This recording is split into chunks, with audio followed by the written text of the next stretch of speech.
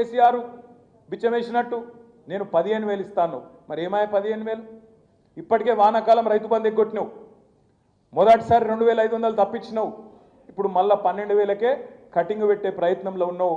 కట్టుకొట్టే ప్రయత్నంలో ఉంటే మళ్ళీ మేము అసెంబ్లీలో గర్జిస్తే చివరికి విధి లేక మళ్ళీ అందరికి ఇస్తా అని చెప్పి ముంగట్టుకు వచ్చినావు. కానీ కట్టింగ్ పెట్టినావు. 15,000ని 12,000 చేసినావు. చేతనైతే 15,000 చేసి చూపెట్టు.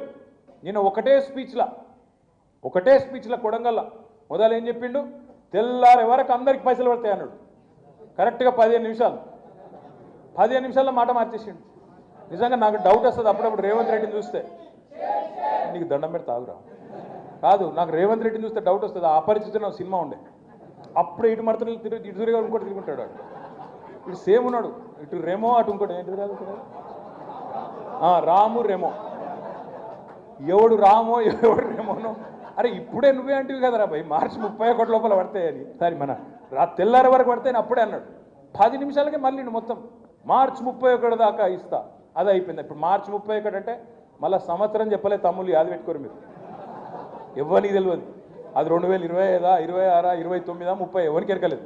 ఎందుకంటే వీళ్ళ మాటలకు గ్యారంటీ లేదు. 100 రోజులు అన్నాడు, 420 దినాలు అయిపోయినాయి, దానికే దిక్కులేదు.